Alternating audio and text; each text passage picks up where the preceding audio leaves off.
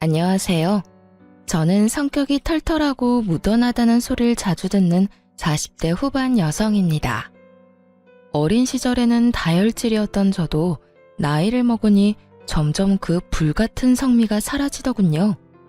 그렇지만 결혼 후 오랜만에 그 불길이 다시 치솟은 일이 생겼는데요. 오늘은 그 일에 관해 여러분께 알려드릴까 해요. 저는 지방 전문대를 졸업한 간호사예요. 경상도 출신이지만 졸업 후 수도권에 올라와 일을 하고 있었죠. 남편은 친목 동호회를 나갔다가 알게 됐어요.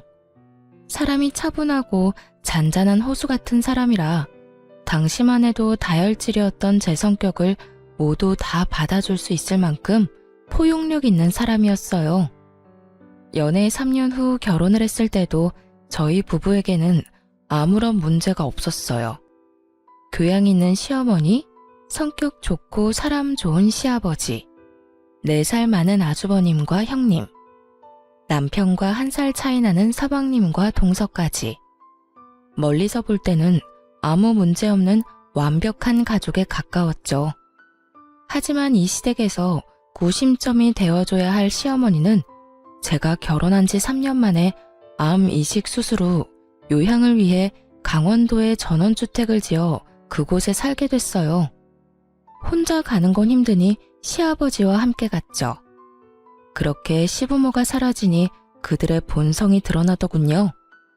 동서, 친정도 멀고 많이 힘들지? 아무래도 사람 사는 곳 다 똑같다고는 해도 근본적으로 수도권이랑은 다른 부분이 많지. 여전히 지방은 시골이잖아.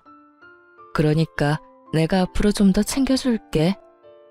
형님의 그 말에는 아주 작은 가시가 있었어요. 눈치가 빠른 제가 그걸 모를 리 없었죠. 딱 들어봐도 밑에 지방과 시골에 대한 멸시가 바탕에 깔려 있잖아요. 그렇지만 수도권에 오고 나서 간혹 이런 사람들을 만난 적이 있기 때문에 그러려니 하고 넘어갈 생각이었어요. 이런 거 하나하나 대응하느니 그냥 쓰레기는 쓰레기로 두는 게 속 편하거든요. 네, 고마워요 형님. 정말 딱 그렇게만 말했어요. 가타부타 말 섞을 것도 없죠. 그냥 지나치면 그만인 것을. 당시 저희는 새로운 신혼집에 들어온 지 얼마 되지 않은 상태였어요. 결혼한 지 3년이나 됐지만 괜찮은 집을 찾을 수 없고 아무래도 돈이 좀 모자라서 2년 반 정도 제 자취방에서 살면서 돈을 모으고 있었거든요. 그래서 이번에 들어온 새 집이 너무 좋았어요. 작은 집이었지만 제 나름의 인테리어도 하고 안에 들일 가구며 가전도 모두 제가 손수 골랐죠. 그런데 형님이 저희 이사 소식을 알고는 도와주겠다며 이것저것 챙겨주기 시작하더군요. 처음에는 커피 머신이었고 그 다음은 에어프라이어였어요. 솔직히 챙겨준 것들 모두 중고였고 그다지 필요 없는 물건들이었지만 억지로 가져다 안겨주는 그 물건들을 안 된다고 도로 돌려보낼 수 없었어요. 솔직히 그 사람 평소 행실이야 어떻든 챙겨주고자 한 건 아주버님 생각이었을 수도 있으니까요. 게다가 성의를 무시하는 것도 좀 그랬어요.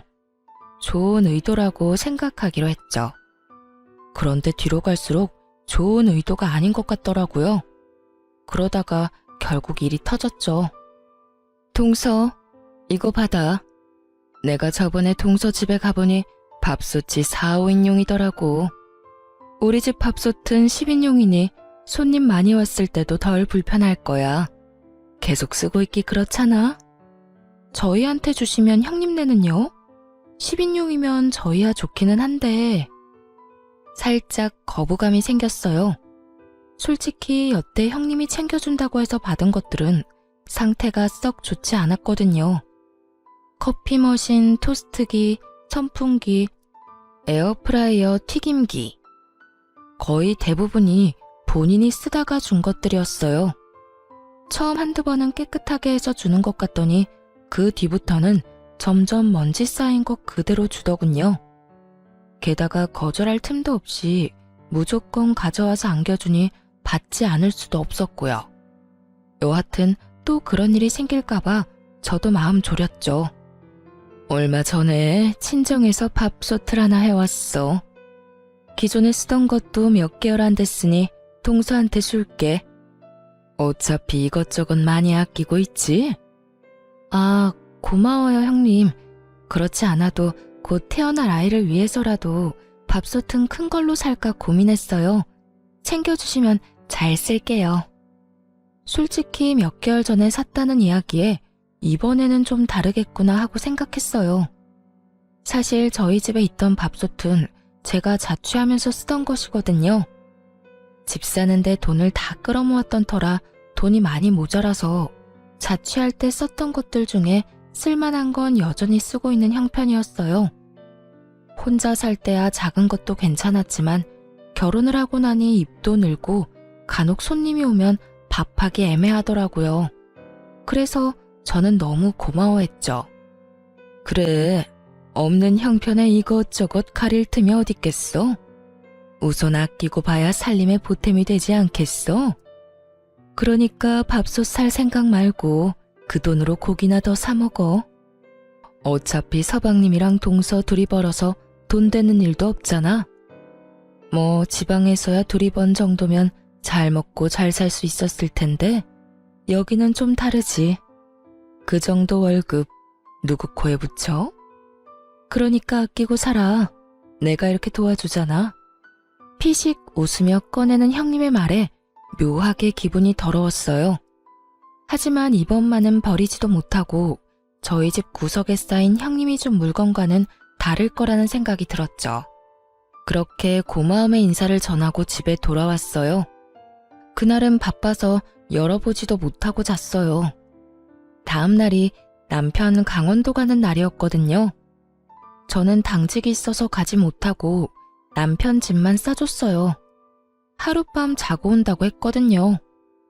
당직을 서고 집에 오니 남편은 이미 강원도로 떠났더군요. 그리고 저는 전날 받아온 밥솥을 꺼냈어요. 밥솥은 대형 브랜드 물건으로 작년 모델이 맞긴 했어요. 그런데 밥솥을 확인하다가 열이 확 오르는 걸 느꼈어요. 뚜껑 닫히는 부분에 있는 이음새 중 한쪽이 깨져서 잘 닫히지 않는 걸 발견했거든요. 물론 그뿐이면 차라리 다행이었어요. 제품 뒤쪽에 있는 물바지에는 얼마나 오랫동안 안 씻었는지 곰팡이가 가득 펴 있었고요. 무엇보다 안쪽 뚜껑을 열어보니 증기 빠져나가는 곳에 덕지덕지 묻어있는 변색된 오염물들이 보다가 진짜 토할 뻔했어요. 저는 여태 형님이 준 물건들을 떠올렸어요. 이건 아니다 싶었죠. 솔직히 여태 받아온 것들 모두 하자가 있었거든요. 결국 안 되겠다 싶어 형님에게 전화를 했어요. 형님, 전화통화 괜찮으세요? 밥솥 써봤어? 잘 되지? 조금 문제가 있는 곳이 있지만 그래도 동서 상황이면 그것도 감지덕지지. 안 그래? 다 알고 보낸 거더라고요. 실수였거나 모른다고 했으면 다음부터는 이런 거 안 줘도 된다고 이야기만 하고 끊을 생각이었거든요. 설마 문제 있는 거 알고 보내신 거예요? 형님, 제가 여태까지 아무 말 안 했는데 정말 너무하시네요. 여태껏 챙겨주신다면서 저한테 말도 없이 가져와서 주신 것들 다 문제 있는 제품들이었어요. 깨끗하지도 않았고요. 제가 달라고 하지도 않았는데 그딴 쓰레기 건네주고 선심 쓰듯 착한 척 하시는 거 솔직히 기분 더럽거든요. 이번에도 마찬가지예요. 동생 내외에게 선심을 쓰고 싶거든 물건 상태가 어떤지 확인은 하고 보내셔야죠. 뭐? 동서, 지금 그게 나한테 할 말이야? 내가 동서 생각해서 준 거잖아. 그리고 막말로 싫다고 했으면 내가 안 줬겠어? 공짜 좋아해서 다 받아간 건 동서지. 제가 공짜를 좋아해서 받아갔다고요? 상대방 성의를 무시할 수 없어서 받아간 거라고요. 지금 그 물건들 한 번도 안 쓰고 구석에 처박혀 있고요. 그리고 다짜고짜 가져와서 안겨주면 거절하지 말라는 소리랑 뭐가 달라요? 그것도 어른들 가족들 있는 데서 그러시는데. 아니, 동서는 잘해줘도 난리야. 얻어 쓰는 주제, 그럼 새 것처럼 반짝거릴 거라고 생각했어? 웃기네. 동선의 집이 능력 안 돼서 그런 거 해올 형편 못 되는 거면 동서 본인을 탓해야지. 그래서 누가 그렇게 없는 사람처럼 하고 있으래? 없어 보이니까 내가 안 쓰던 거 다 챙겨준 거잖아. 솔직히 말씀하세요. 그거 폐기물 버리는데 돈 아까워서 우리 집에다 버린 거 아니에요? 선심 쓰는 척 할 수도 있고 돈도 아끼고 딱 봐도 폐기물인데. 말 다 했어? 동서 그렇게 안 봤는데 사람 참 아나무인이네. 당돌하게 윗사람한테 전화해서 이러는 것도 웃기고. 내가 동서 친구야? 화났는 일 있으면 막 화내도 되는 그런 친구냐고. 그런 일이 있더라도 좋게 말하면 되지 왜 전화와서 사람 기분 상하게 난리야? 시골에서 올라와서 아무것도 모르는 것 같아 챙겨주려고 했더니 호강에 겨워서는. 필요 없으면 다 버려. 누가 뭐래? 네, 알겠어요. 그럼 제가 알아서 다 버릴게요. 그러고 전화를 탁 끊어버렸어요. 주변을 둘러보니 쌀을 담았던 아대자루가 보이더군요.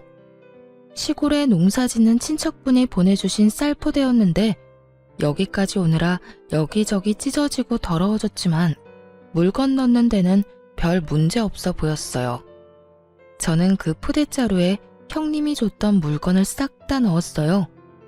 준 성의가 있어서 무시하지는 못했지만 쓰기에는 더러워 한 번도 써본 적은 없던 쓰레기들을요. 그리고 포대자루를 질질 끌고 차에 실었어요. 버려달라니 그 말 그대로 해줄 생각이었어요. 하지만 제 집은 아니었죠. 저는 형님 집으로 차 타고 열심히 달렸어요. 그리고 꽤 오래전에 형님이 알려준 아파트 현관 비번을 눌렀죠. 바뀌지 않았던 건지 열리더군요.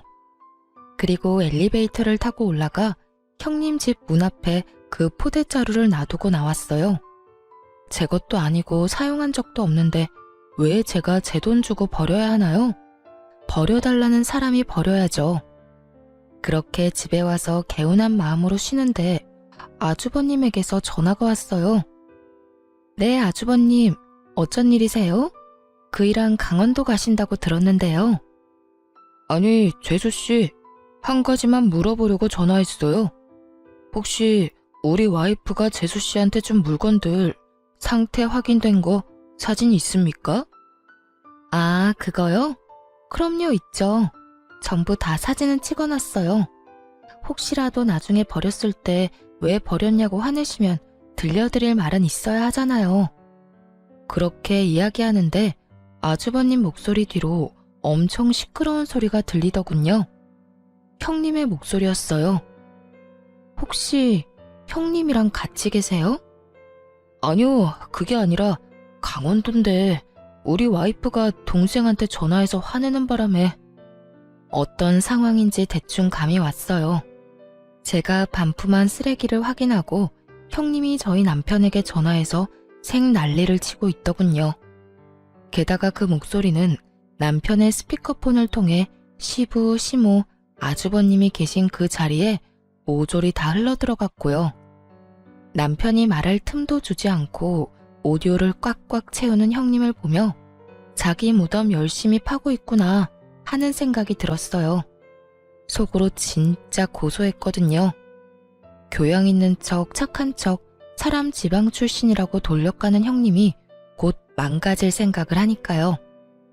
역시나 그때 제가 보낸 사진을 본 것인지 시모 목소리가 들렸어요. 아니, 밥솥 상태가 이게 뭐냐? 아, 그게 말이에요. 저희가 사용하던 걸 급하게 주느라. 애미야, 너희가 동생 챙겨주는 거 뭐라 하는 거 아니다. 다만 챙겨줄 거면 욕 얻어먹을 짓은 하지 말아야지. 누가 보면 쓰레기를 갖다 준 거라고 생각하지 않겠니? 아무리 선의로 한 일이라도 이런 물건을 가져다 주면 아무도 감사하지 않을 거다. 도대체 첫째는 무슨 생각으로 이걸 둘째한테 갖다 준 거냐?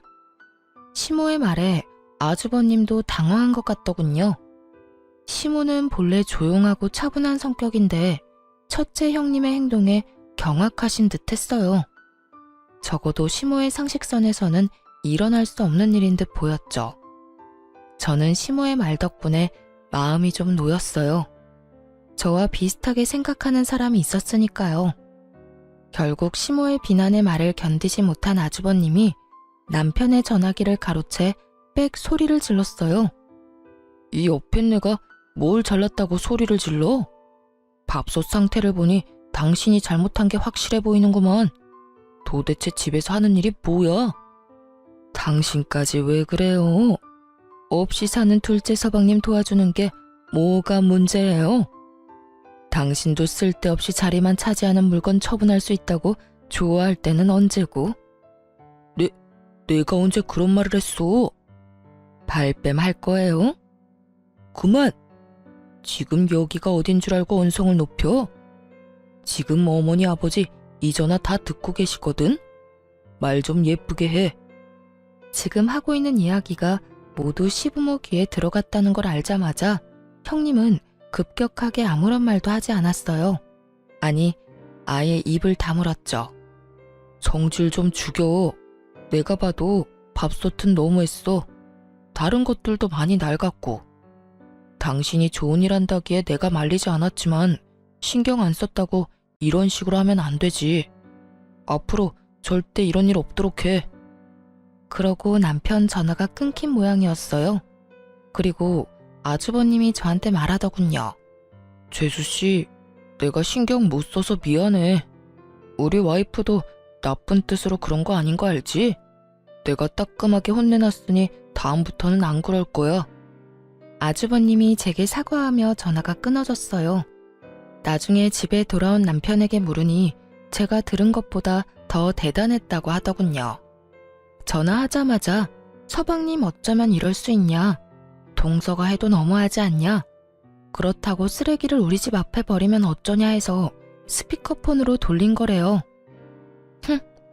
쓰레기를 우리한테 버린 건 생각도 안 하고 지금 당신한테 화낸 거야? 형님도 진짜 너무하시네.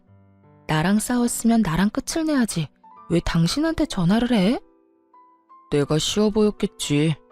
형님이랑 같이 강원도 가는 거 깜빡하신 모양이더라. 알고 있었으면 나한테 그런 소리 했을까 싶어. 미안해. 괜히 당신 기분 나쁜 소리 듣게 만들었네. 당신이 사과할 게 뭐가 있어. 이게 다 우리가 너무 좋게만 생각해서 그런 거지. 앞으로는 그런 거 준다고 해도 받지 말자. 우리가 달라고 한 것도 아니고. 그런 걸 주고도 상대방이 감사해야 할 거라는 생각은 도대체 어떤 머리에서 나오는 건지 모르겠네. 남편도 저도 공감하는 말이었어요. 그렇게 그 뒤로 저희 가족과 형님네 가족은 그런 일로 싸울 일은 없게 됐죠. 쓰레기는 자기들이 돈 내고 버려야죠. 왜 남의 집에 쓰레기를 버리나요? 여하튼 그 뒤로 형님과 얼굴 마주칠 때마다 서로 정색하는 어색한 사이가 됐어요. 솔직히 저야 속 편했죠. 매번 지방 시골 이야기하면서 사람 까는 말 듣고 있는 것도 하루 이틀 일이지 이젠 그 말 안 들어서 좋더라고요. 그렇게 형님과는 서로 간섭하지 않기로 은연중에 정리가 됐는데 동서는 또 다르더군요. 동서는 수도권에 있는 좋은 대학을 나와서 대기업에 취직한 재원이었어요. 본인의 학교나 직업에 대한 자부심도 대단했고 무엇보다 저와 동갑이라서 결혼 직후에는 저의 그런 정보를 얻으려고 엄청 애썼어요. 둘째 형님은 대학교 어디 나오셨어요? 저희 친정에서 학교 다녔어요. 어차피 전문직이라 기본만 배우고 실습이나 경력을 어디서 쌓느냐에 따라 또 다르거든요. 병원도 요새는 세분화돼서 잘 나뉘어져 있어서. 그렇게 생각하시면 안 되죠. 그래도 학벌과 지연이 얼마나 중요하고 많은 부분을 차지하는데. 그렇지 않아도 저희 회사 지잡대 나온 직원 한 명 있거든요. 우리가 하는 대화에 끼지도 못하고 무슨 말인지 알아듣지도 못해요. 게다가 묘하게 눈치도 없어서 상황 파악도 못하거든요. 뭐 지잡대 나왔다고 다 그런 건 아니겠지만 대부분은 그런 사람들이니까요. 동서의 말을 듣는 내내 표정 관리하기 어려웠어요. 솔직히 지방에서 대학 나온들 뭐 그런 사람들은 외계에서 왔나요? 지금 당장 지나다니는 사람 중에 지방대 출신인 사람 골라보라고 해도 못 고를 게 분명해 보이는 동서의 쓸데없는 아는 척에 저는 동조해주기도 싫어서 대답도 안 했죠. 그런데 갑자기 그러더라고요. 그러고 보니 형님도 경상도 출신이었죠. 그 사람도 그렇던데. 혹시라도 같은 동네 주민이었으면 죄송해요. 제가 요즘 그 사람 때문에 너무 힘들어서 말이 그냥 막 나와버렸네요. 정말로 신경을 살살 긁는 재주가 있더라고요. 그래서 저도 말해줬죠. 경상도가 워낙 커서 아마 제 지인은 아닐 거예요. 그리고 그런 부분에서는 걱정하지 말아요. 지방 사는 사람들도 그런 말들 하거든요. 무슨 말을 해요? 그 수도권 사는 사람들요. 눈 뜨고 있어도 코 베어가는 사람 수두룩하니 믿지 말라고요. 그리고 서울 깍쟁이라는 말이 왜 있겠어요?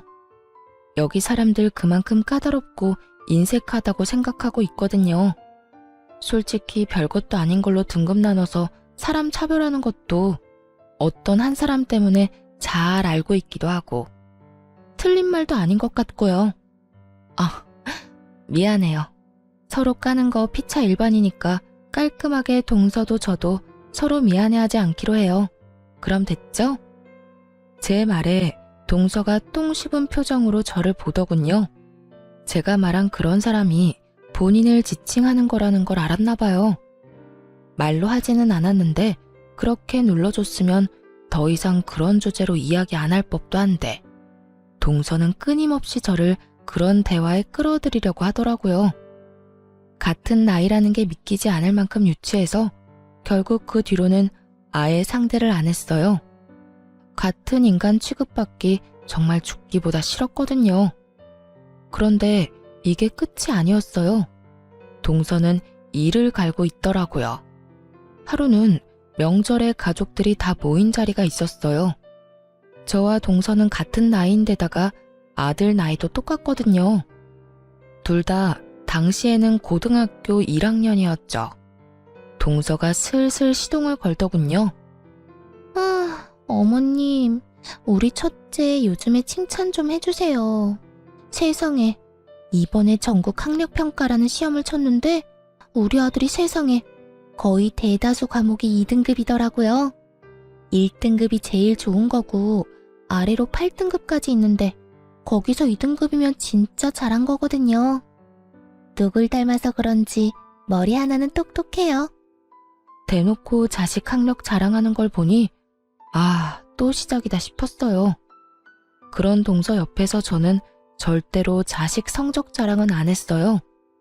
우리 아들이 모자라서가 아니라 세상에 공부 잘하는 사람도 많고 그게 아이의 자만심이나 절망으로 이어질까봐 솔직히 불안한 면이 있었거든요.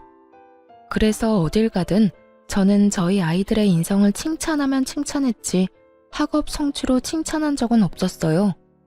사람들이 없을 때 잘했다고 과하게 칭찬해주는 건 있었지만요.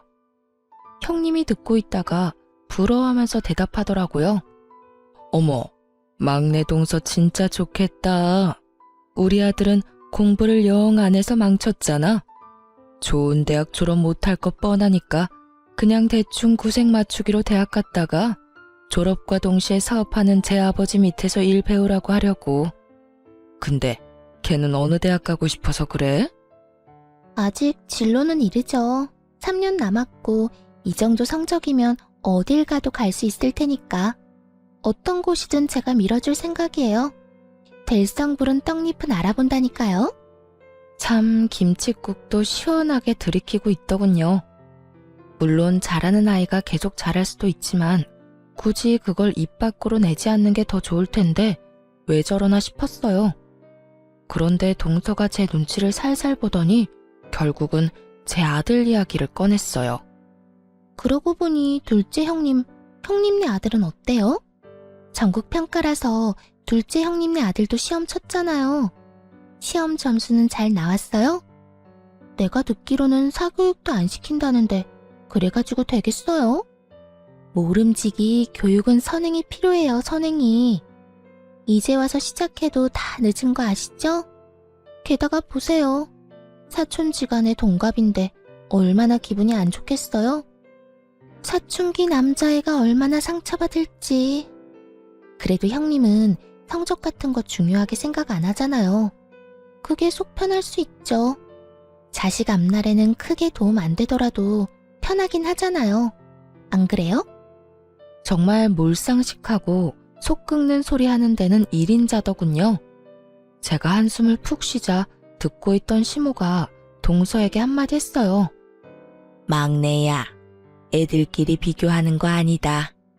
왜 경쟁의식을 부추기고 있어?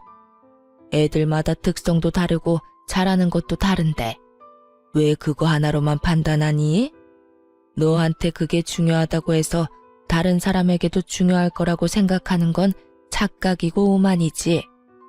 애들이 듣기라도 했으면 어쩔 뻔했니? 어머, 죄송해요. 전 그런 생각은 못했네요. 그냥 학업 신경 안 쓰는 형님네가 너무 불안해서 저도 모르게 한 소리 해버렸네요. 죄송해요, 형님. 죄송하다고는 말하지만 눈빛에는 자기가 이겼다는 우월감으로 가득 차 보이더군요. 괜찮아, 동서. 내가 우리 아들 성적에 크게 신경 안 쓰는 건 맞는 말인데 뭐. 근데 그런 시험 있었다는 것도 몰랐네. 아들, 잠깐만 이리 와봐. 네, 엄마. 너 이번에 전국 학력평가? 뭐 그런 시험 친 거 점수가 어떻게 나왔니? 엄마가 잘 기억이 안 나네? 사실 알고는 있었어요. 우리 아들 성적이 잘 나온 거. 제가 엄마인데 왜 모르겠어요. 아, 이번에는 운이 좋았는지 전 과목 1등급 나왔어요. 저번에는 1, 2등급 섞여 있었는데 이번에 인강이 좀 도움된 것 같기도 해요. 어머, 그랬어? 잘했어, 잘했어. 지금 뭐 하고 있었어? 여름방학에 영어학원 다녀보려고요. 아직 1학년이라서 회화학원으로 다녀보고 싶어서 알아보는 중이에요. 입시나 시험 대비 영어는 2학년이나 3학년 방학에 들으면 될 것 같고 일단 좀 더 자연스러운 영어를 접해볼 생각이에요. 누구 아들인지 똑부러지게 말하더군요. 제가 말하지 않아도 아들은 자기에게 뭐가 필요한지 정확히 알고 있었어요. 물론 그렇게 계획적으로 키운 건 저였지만요. 아들을 방으로 들여보내고 꿀먹은 벙어리가 된 동서에게 제가 웃으며 말했죠. 우리 아들이 외탁을 한 것 같아요. 사실 여태까지 말씀드릴 일이 없어서 말 안 하고 있었는데 저희 부모님 두 분 다 교육직에 몸담고 계셨거든요. 오빠도 의사고 여동생도 변호사라. 솔직히 저희 가족 중에 저만 공부하는 거 별로 안 좋아했어요. 그런데도 우리 아들 머리 좋은 거 보면 아무래도 삼촌이나 이모 영향을 많이 받은 것 같아요. 제가 그렇게 말하자 시모가 고개를 끄덕이더군요. 시모는 알고 있었거든요. 저희 집안에 고학력자가 많다는 걸요. 그리고 제가 그걸 말하는 걸 그리 좋아하지 않는다는 것도요. 솔직히 집에 잘난 사람 많으면 필연적으로 쭉정이 하나쯤은 생기고 그게 우리 가족 중에서는 저였거든요. 그렇다고 제가 사랑을 못 받은 건 절대 아닌데 상대적 박탈감을 많이 느꼈었죠. 그리고 아들이 커감에 따라 그 박탈감을 많이 회복했고요. 아들이 잘 되니 제가 잘 되는 것처럼 마음이 편안해졌으니까요.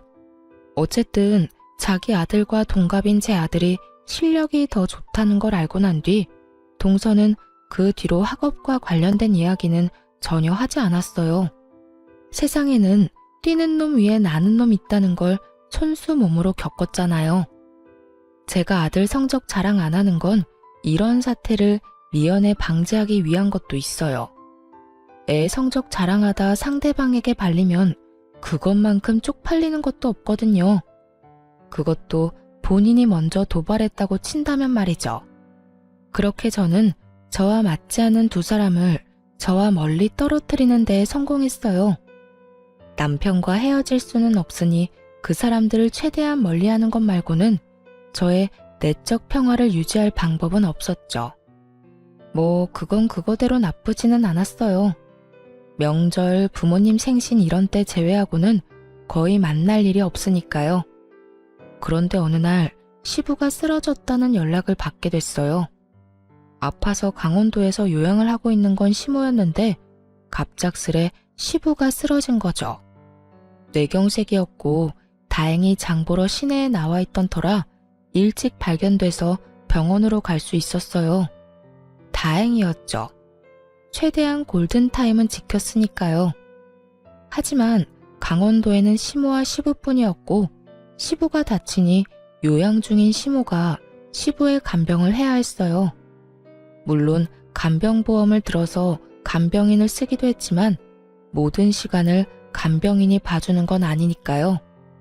게다가 좀 더 전문적인 치료를 위해서 시모는 서울로 시부를 옮기고 싶어 했어요. 결국 두 분 모두 강원도 생활을 간단히 정리해두고 서울로 올라오셨어요. 애초에 처음 강원도에 가실 때 서울에 가지고 있던 집을 팔고 갔던 건 아니었어요. 시부가 모아놓은 돈으로 강원도에 전원주택을 지었고 살고 있던 집은 당시 막내 도련님 결혼과 동시에 전세를 싸게 내줬거든요. 그래서 시부를 병원에 입원시키고 나면 시모가 거주할 만한 곳이 딱히 마땅찮았어요. 그날은 시모가 저희 삼형제 내외를 모두 부른 날이었어요. 너희 아버지 입원하고 나면 병수발은 나와 간병사가 들 거다. 간병인은 간병보험 등거에서 나오지만 24시간 붙어 있는 게 아니니 당연히 나도 너희 아버지 수발 들어야 해. 그러려면 내가 여기에 머물 곳이 필요한데 너희 세 형제들 집 중에 한 곳에서 머물렀으면 하는구나. 자식이 셋이나 되는데 누구 하나는 같이 살 사람 있지 않겠니? 시모 말에 일순 그 공간이 조용해졌어요. 그러더니 형님이 갑자기 막내 동서를 바라보며 말하더군요. 어머님, 제 생각에는 막내 동선에서 지내시면 될 것 같아요. 동서 살고 있는 집도 어차피 어머님 댁이었고 거기 전세 싸게 주고 들어갔잖아요. 제가 알기로는 정말 얼마 안 되는 금액이었다는데 그런 상황이면 미안해서라도 당연히 동서가 모시는 게 맞는 것 같아요. 마치 결정했다는 듯 통보하는 형님에게 동서가 눈을 부라리며 답했죠. 큰형님, 말씀 참 이상하게 하시네요. 이런 일에 당연이라는 말이 어디 있어요? 솔직히 당연한 걸로 치자면 큰형님이 모시는 게 맞는 거죠. 전업주부에 할 일도 없는 데다가 무엇보다 맏며느리잖아요. 그리고 형님네는 아주버님 혼자 벌어도 먹고 사는데 지장 없지만 우리는 전혀 달라요. 맞벌이를 해야 지금 애들 교육비라도 건져요. 하긴 교육에 신경 안 쓴 형님네야 그런 거 전혀 모르겠지만요. 그리고 고3 애들 있는 집이잖아요. 우리의 수업 망치면 책임지실 거예요? 동서 말하는 것 좀 봐. 어떻게 그런 식으로 말해? 시부모님 일이야. 그리고 확실하게 두 분 혜택 받고 있는 건 동서고. 내가 전업주부라고 할 일 없는 것처럼 말하는데 그거 다 편견이야. 내가 남편 사업 때문에 얼마나 바쁜지 모르지? 나도 왔다 갔다 힘들어. 그런 사람한테 꼭 일을 더 시켜야겠어? 아니 형수님, 말씀 좀 너무하시네요. 우리가 무슨 혜택을 받아요? 우리도 돈 내고 그 집에서 사는 건데. 생각을 좀 하시고 말씀하세요. 야, 너 네 형수한테 그게 무슨 말버릇이야? 그리고 너희 전세 가격이 근방에서 제일 싼 건 알아? 네가 부모님 아니었으면 그런 집에서 살 수 있었겠어? 나 같으면 부끄러워서라도 내가 모시겠다고 하겠다. 결혼하면서 돈 한 푼 없어서 부모님 손 벌린 주제에. 형님, 말 다 했어요? 어느새 첫째 형님과 동서의 다툼은 첫째 아주버님과 서방님의 싸움으로 번졌고 두 사람이 멱살을 잡으며 누가 잘했니 못했니 옥신각신하고 있었어요. 결국 누구 하나 피볼 것 같으니 남편이 깜짝 놀라 두 사람을 말리고 들었죠. 형님, 막내야, 그만 좀 해. 어머님 보시는 앞에서 이게 무슨 주대야? 둘째, 네가 하면 되겠네. 재수씨 간호사라 수발도 잘 될 거고 집에 무슨 일 생기면 처치도 빨리 할 수 있을 거 아니야. 그냥 너희 집에서 모시면 되겠네. 맞아. 형네가 모시는 게 맞는 거네. 간호사 며느리도 따 어딨어. 이럴 때 쓰는 거지. 그렇게 싸우다 우리 쪽으로 불통을 투하하더군요. 솔직히 현실성 없는 이야기라서 가만히 있었는데 결국은 우리 쪽으로 몰더군요. 솔직히 정말 하기 싫었어요. 환자 치료에 감정 노동까지 하는 간호사 일이 만만치 않다는 걸 아무도 모르더군요. 저도 일하고 난 뒤에는 집에서 손가락 하나 까딱하지 않고 쉬고 싶은 사람이었죠. 그런데 그렇다고 아픈 어르신 둘 데리고 또 죽어도 못 해드린다 말하고 그러는 것도 좀 인간적으로 아니라고 생각했어요. 그렇지만 저희도 사정이 그리 좋지만은 않았죠. 집은 23평이고 건장한 아들이 둘이나 있는 집이었죠. 코딱지만한 방 3개를 아들 둘과 부부가 나눠 쓰고 있었거든요. 아무리 봐도 시모를 모실 자리가 없었어요. 저는 깊은 한숨과 동시에 남편에게 물었죠. 돈 많이 벌 자신 있어? 어머님 모시려면 좀 더 큰 집에 가야 해. 이 평수로는 거의 답도 안 나와. 저는 시모를 모시지 않겠다고 말하진 않았어요. 다만 현실적인 문제를 말했죠. 만약 당장이라도 큰 집에 갈 수 있다면 모시는 것도 가능할 것 같았거든요. 안 되면 대출 받으면 되지. 기존 대출 거의 다 갚아가잖아. 아니면 이 집도 가격 많이 올랐으니까 팔고 조금 더 외곽에 있는 큰 집을 대출 끼고 사도 되고. 그리고 나 많이 도와줄 거지? 나 혼자 모든 걸 감당하게 하지만 않으면 나도 2분 모시는 거 괜찮아. 당연하지. 내가 많이 도와줄게. 지금도 많이 도와주고 있잖아. 정말로 남편은 저를 잘 도와주는 사람이었고 약속까지 하니 마음이 좀 놓였어요. 그래서 제가 시모에게 말했죠. 그이가 많이 도와준대요, 어머님. 그럼 저희 집에 가세요. 당분간은 좀 좁아서 힘드시겠지만 조만간 좀 더 큰 평수 알아볼게요.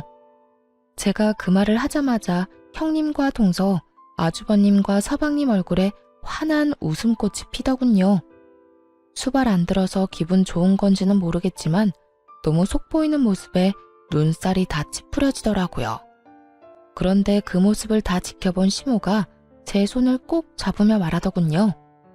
그래, 고맙다.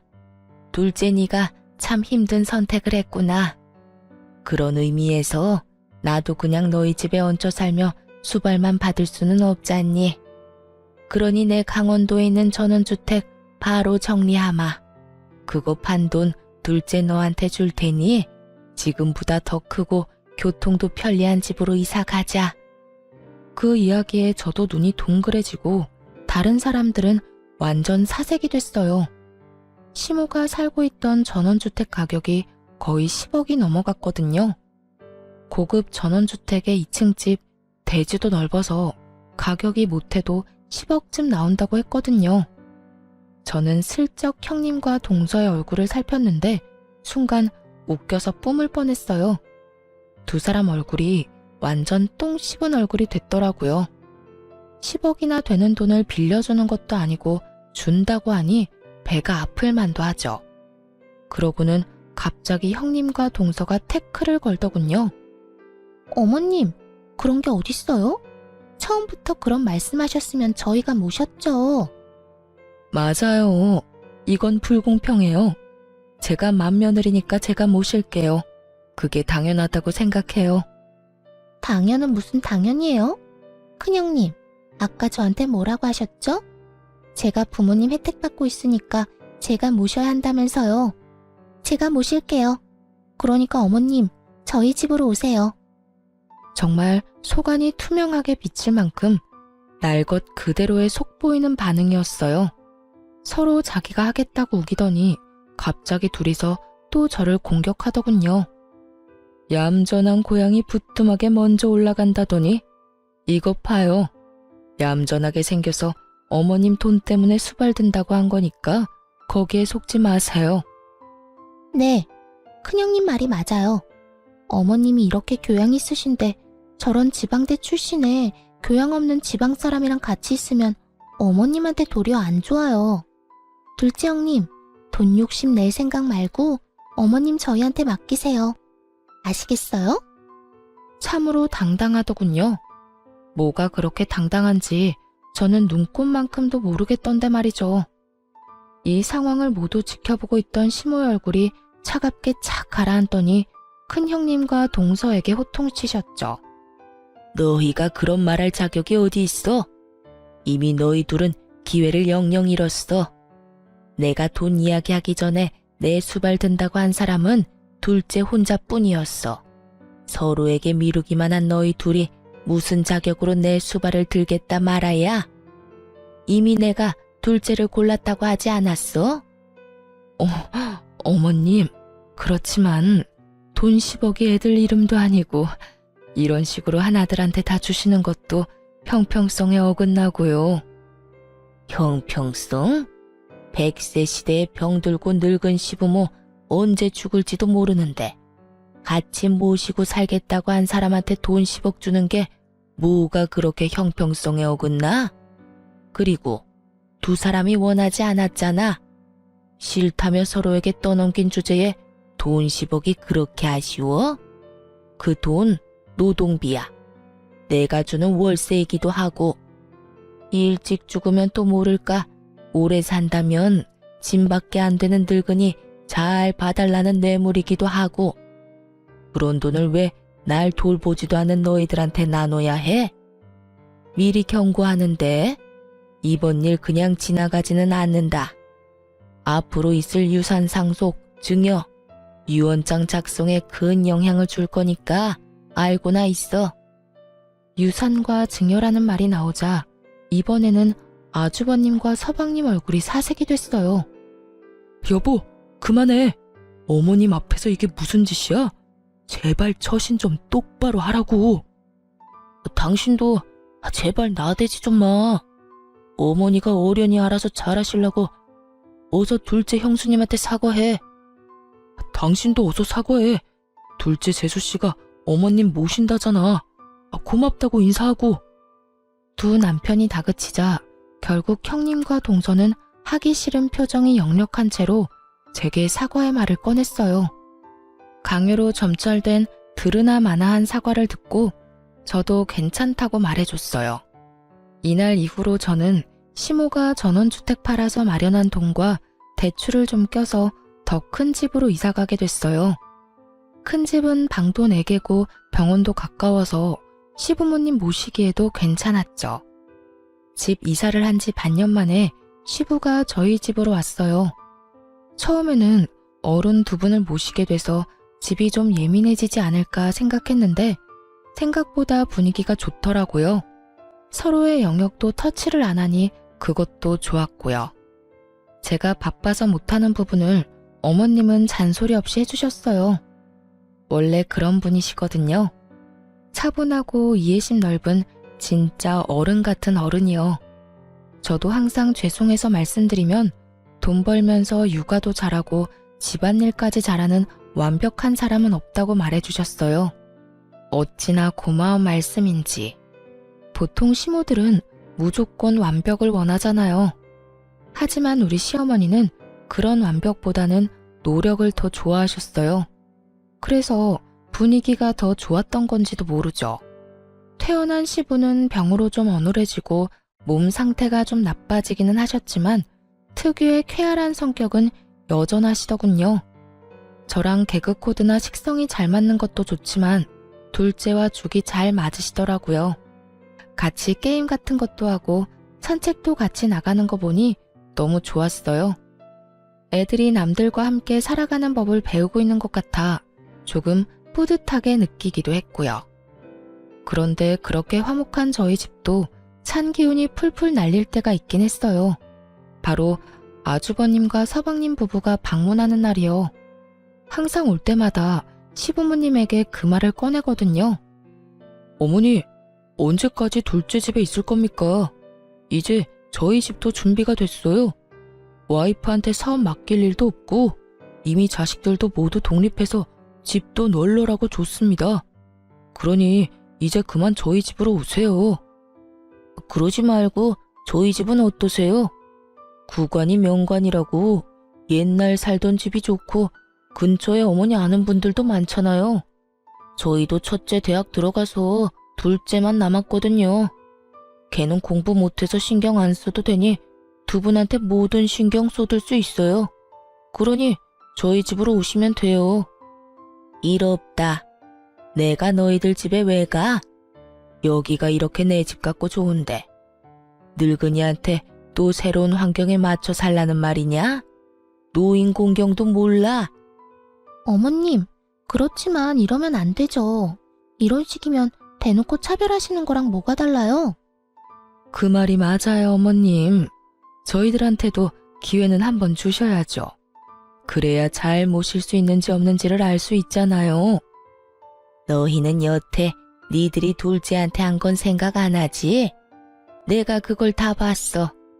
첫째, 네가 둘째 지방에서 올라왔다고 깔보고 무시하는 거 1년에 몇 번 만나지 않은 나라도 알 정도로 노골적이고 지저분한 일이었어. 그리고 막내, 네가 둘째 출신 때문에 한 소리 하는 거 그것도 얼마나 꼴불견인지 아니? 둘 다 어쩜 이렇게 괘씸한 짓만 골라서 하는지.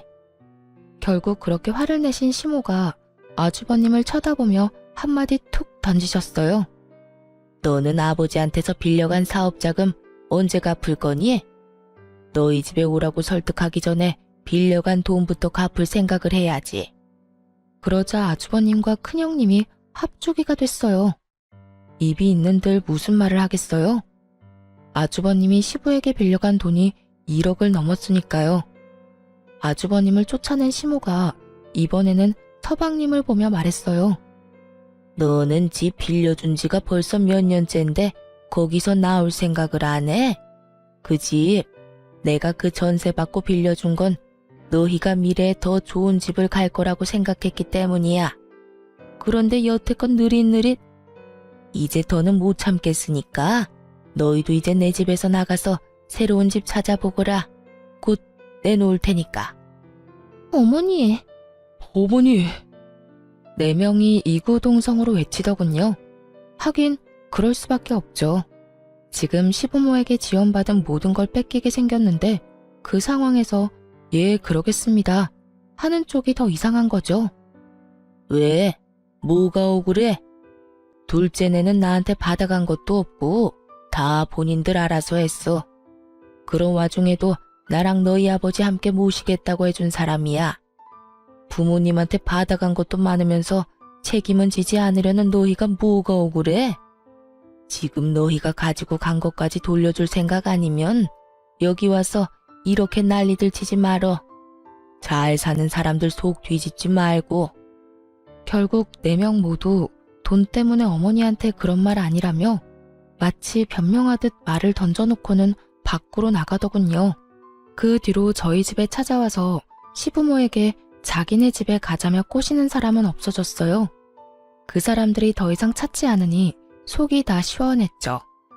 그러게 처음부터 남한테 맡길 생각으로 남한테 미루기 전에 상황 파악을 잘했더라면 그 누구가 됐든 우리보다는 더 좋은 조건으로 이제 와서 후회하고 매달리는 일은 없었을 거예요. 그저 눈앞에 귀찮은 일만 치워보자고 남한테 미루다가 결국은 알짜배기도 모두 뺏기고 본인들 것이라 생각한 것도 뺏기게 생겼으니 말이죠. 저는 처음에 형님과 동서가 저를 차별하거나 괴롭힐 때 시모가 너무 지켜보고만 있으신 거 아닌가 하는 생각을 할 때가 있었거든요. 보고도 못 본 채 하고 있는 것처럼 말이죠. 하지만 이번 일로 깨달았죠. 안 보이는 것 같아도 다 보이는 법이고 평소 행실대로 걷어가는 거라고 말이죠. 저를 출신이나 학력으로 차별하는 사람들은 저희 가족들 중에는 없어요.